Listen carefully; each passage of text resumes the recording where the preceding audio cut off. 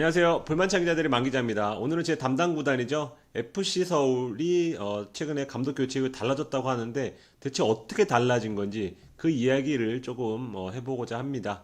서울이 감독 교체 이후에 2승 3무 5경기 연속 무패 달리면서 강등권과의 격차를 조금 벌렸습니다. 당장 떨어질 것 같은 그런 분위기에서 일단 분위기 전환한 것은 사실이고 전술도 좀 세련됐다. 뭐 과르디올라 감독 얘기까지 나오는데 익수볼이 과연 과르디올라 감독의 전술과 좀 닮아 있는지 그런 얘기를 좀 어떻게 해보면 어떨까 싶어서 이 컨텐츠를 좀 준비를 했습니다. 지금 제가 뭐 이미지도 넣고 영상도 넣고 제가 해야 될 게 많습니다. 혼자. 그래서 약간 좀 버벅대더라도 내용만 좀 봐주시고요. 네, 좋게 봐주셨으면 감사하겠습니다. 그럼 분석 시작해 보겠습니다. 자, 영상부터 하나 먼저 보고서 이야기를 좀 나눠보면 좋을 것 같습니다. 수원 FC전 전반 1분 만에 나온 조영욱의 선제골 영상을 가져왔습니다. 영상부터 베테랑 잠깐 선수들도 보고서 많고 또 유럽을 말씀드리겠습니다. 경험한 또 대단한 측면으로 선수들도 많이 공을 포진되어 내주고 고양이 있거든요. 앞으로 자, 패스. 앞쪽을 연결했습니다. 왼쪽 나상호가 측면 크로스 나상호 반대쪽을 조영욱의 연결. 깔끔한 마무리. 이렇게 득점을 하면서 기선을 제압했고 결국 이 경기를 잡는데요. 다시 앞으로 돌아가서 조금 얘기 나눠보겠습니다. 여기서 멈춰보죠. 기성용이 일단 전매 특허죠. 장거리 택배를 시도할 때 보시면 중원에 누가 있냐.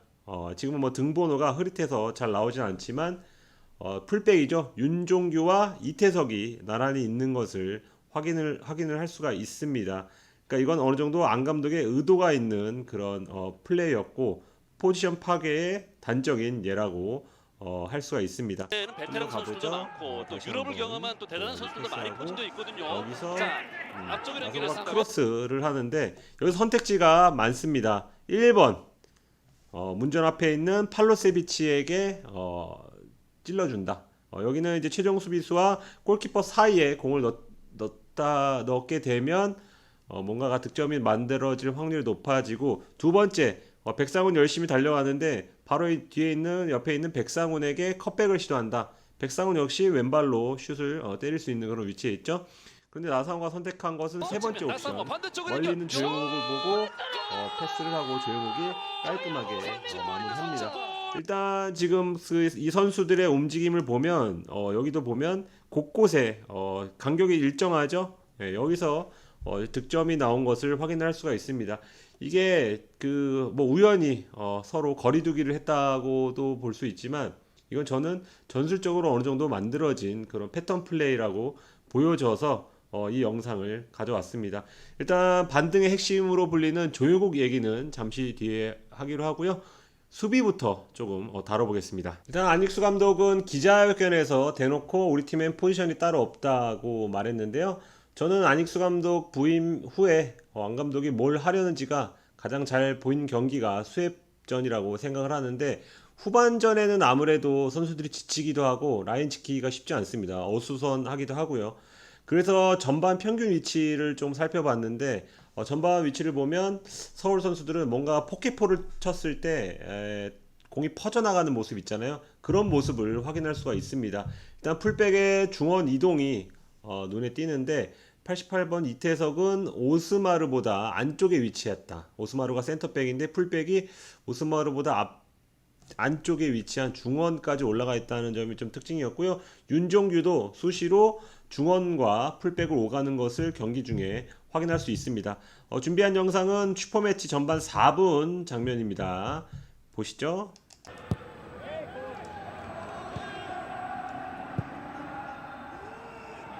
최근에 안익수 감독 체제에서는 이 이한범 센터백이 이런 과정을 계속 거쳐서 기용이 되고 있습니다. 오스마르와 함께 시작합니다. 다시 처음부터 여기 화면 왼쪽 아래 아까 제 얼굴이 있었던 부분을 보면 여기가 이태석입니다. 근데 골키퍼에게 오스마르가 공을 보냈을 때 이태석이 어디로 갔습니까? 예.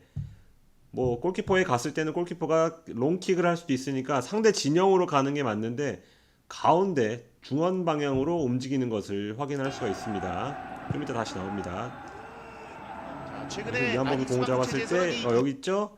지금 공을 잡는 것은 윤종규고 그 옆에 있는 게 바로 이태석입니다. 그리고 뒤에는 기성용이 있죠? 조금만 좀 뒤로 돌려보면 어떤 모양이 되냐? 자, 최근에 안익수 자, 감독 보시죠. 체제에서는 패스를 보냈을 때는 이 어떻게 보면 X자라고도 할 수도 있고 뭐 모래시계라고도 할 수 있고 나비 넥타이라고도 할 수 있는데 일단 센터백 2명과 이 풀백 2명이 여기 있어요. 뭐 미드필더도 아닌데 풀백 2명과 그리고 수비형 미드필더인 기성용이 이렇게 위치해 있습니다.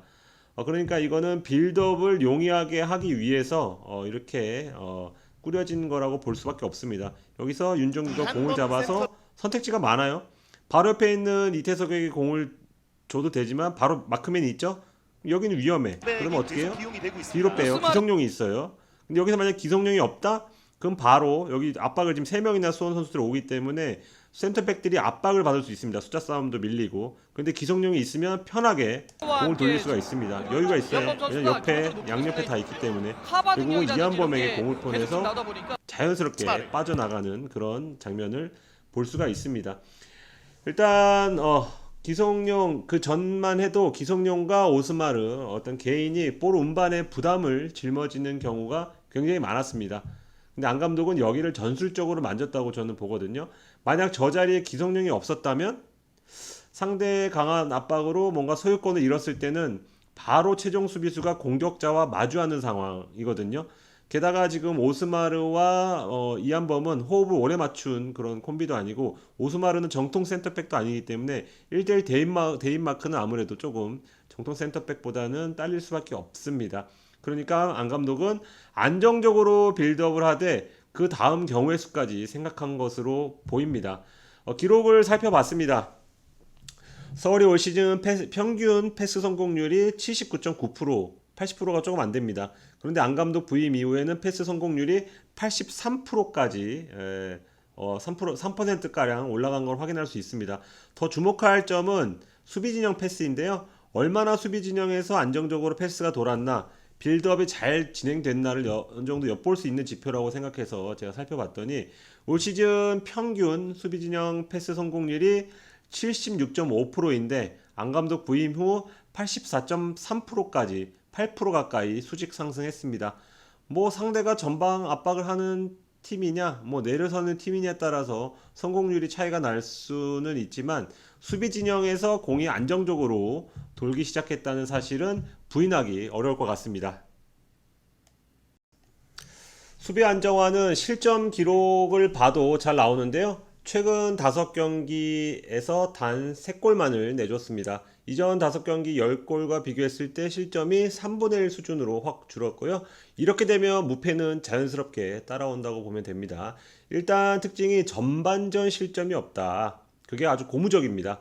주 포지션이 수비형 미드필더인데다가 기동력이 살짝 떨어진다고 볼 수 있는 오스마르, 그리고 2002년생이죠. 신예 이한범. 누가 와도 사실 생각하기 좀 어려운 그런 센터백 조합인데 두 선수가 안 감독 부임 이후에 시너지 효과를 내고 있습니다. 특히 이한범은 안타깝게도 장기 부상을 당한 상태인데요. 기회를 받기 시작하면서 점점 좋아지고 있어서 조금 더 서울에서는 좀 안타까워하고 있습니다. 보통의 경우에는 오스마르가 인터셉트 왕이거든요. 지금 K리그에서. 그래서 전진하고 옆으로 빠지고 그래서 인터셉트 하기 위해서 자주 자리를 비우는 그런 모습을 보여주는데 수원 삼성전에서 보여준 것처럼 이한범 역시 전진 수비에 굉장히 능하다. 그리고 미리 읽고 뭐 움직임을 읽고 차단하는 능력을 조금 보여줬다고 보고요. 헤딩 능력 이거 칭찬이 자자합니다.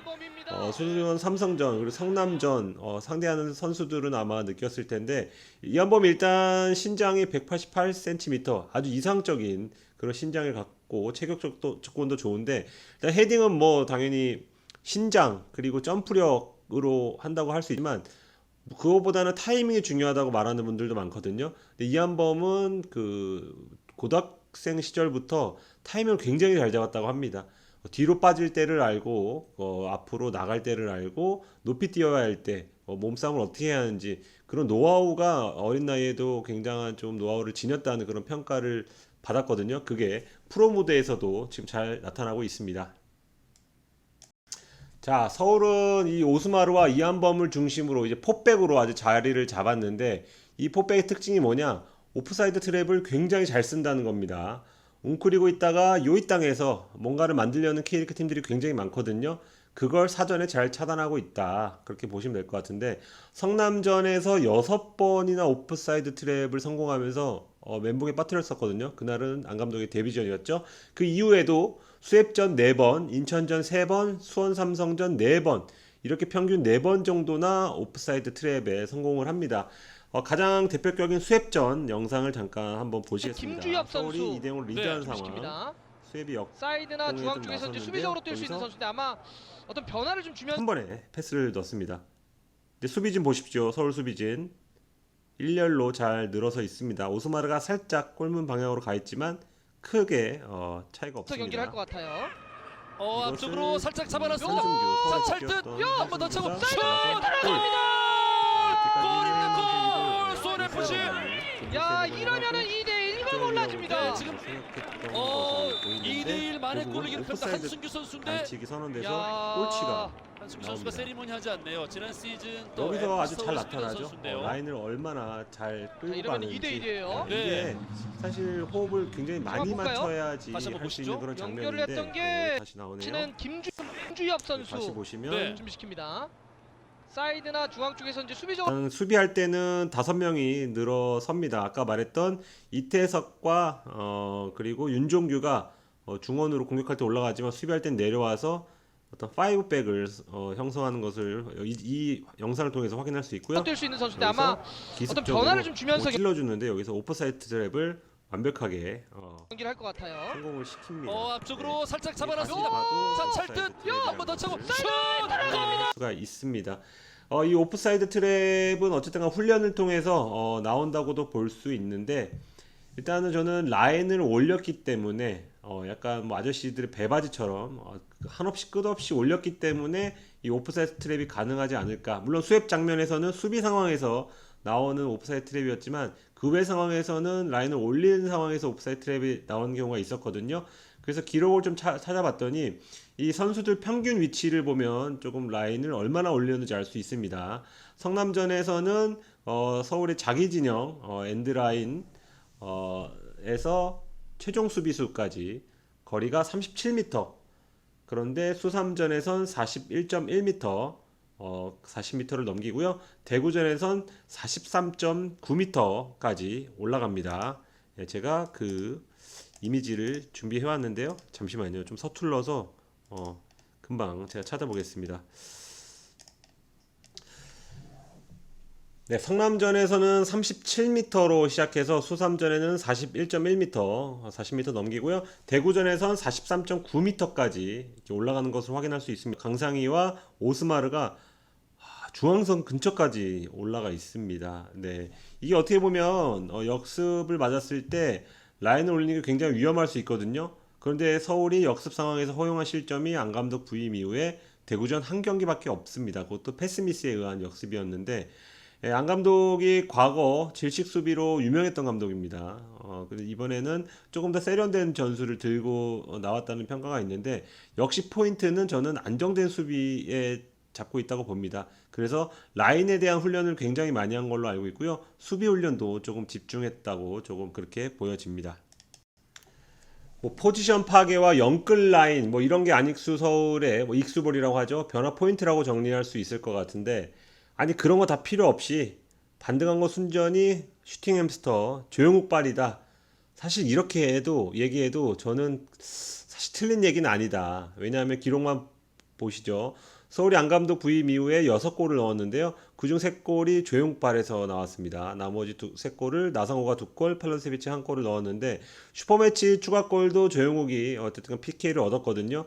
그렇다고 볼 땐 67% 정도를 조용욱이 혼자 기여했다고 할 수 있습니다. 지금 32라운드, 라운드 MVP까지 탔으니까 그 기세는 실로 엄청나다고 할 수 있습니다.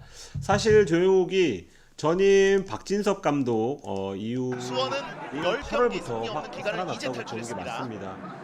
그때가 올드 훈련 마치고 나서 짧게 컨디션이 내주고 좋은 조성진. 상태에서 벗어나지 않았습니다. 기울이 좀 높아졌는데 대신 안 감독 부임 이후로는 포인트를 좀 쌓기 시작했습니다. 지금도 슈팅 패스 수를 보면 전개가 너무 안 감독 좋았네요. 부임 빠르게 이후에 전개하다 보니까 지금 또 마지막에 조용 경기당 선수의 2.2개, 잡아놓는 5경기에서 자세가 11개 상당히 좋았습니다. 때리고 있는데 또 압박하면서 지금은 주로 우측면에서 서울의 전방압박에 아직 위치하지만 수원 틈만 나면 박스 삼성이 안까지 정돈되지 진입하는 못하게 그런 대응을 하고 있습니다. 모습이거든요. 그러면서 골을 많이 넣고 있고 안 감독 부임 이전에 올 시즌 25경기에서 슈팅 수는 자, 굴려주고 29개밖에 원터치 되지 이후에 돌아서려고 않습니다. 하는데 경기당 한 개가 살짝 나서고, 넘어요. 사실 하지만 그러니까 장호익 선수가 슈팅 햄스터라는 막아서 별명이 내보냅니다. 못지않게 슈팅을 때리지 못하는 그냥 장면 햄스터였다. 볼까요? 아까 또 압박을 해서 이 조금 잡아놓는 게 정리할 수 좋았어요. 네. 있을 한 번에 것 잡아놓는 걸로 같습니다. 슈팅 포지션을 가져가니 그리고 제가 조금 전에 조용욱이 박스 안으로 침투를 해서 슈팅을 노리는 횟수가 많아졌다고 하는데 이 기록 보면 이 그림 보면 확 느끼실 수 있을 것 같아요.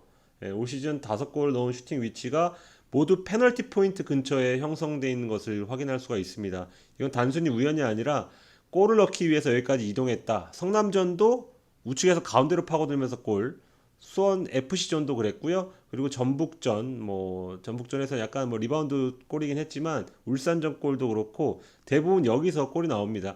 그러니까 이전에는 박진석 감독은 조금 더 측면 공격수 내지는 측면 미드필더로 조금 여겨서 다양한 롤을 좀 맡긴 것으로 보입니다. 일단 공격도 측면 돌파도 해야 되지만 어떤 백업, 풀백들의 백업도 해야 되고, 그러니까 좀 더 광범위하게 뛰다 보니까 공격에 집중하지 못하는 그런 모습이 좀 나타나는 것 같은데, 지금 안 감독 부임 이후로는 조금 더 스트라이커처럼 조금 활용이 되고 있는 것 같습니다. 최근 2경기인가요? 아예 그 포지션상으로는 원톱으로 출전을 했거든요. 그러니까 안 감독의 의도가 여기에 담겨 있다. 안 감독이 다른 포지션은 좀 파괴를 한다고 이렇게 본인도 얘기를 했지만 조용욱만큼은 조금 더 골을 노릴 수 있는 선수로 키우고자. 왜냐하면 또 과거에 청대 때 인연도 있기 때문에 이 선수의 특징을 잘 아는 거라고 좀 판단이 됩니다.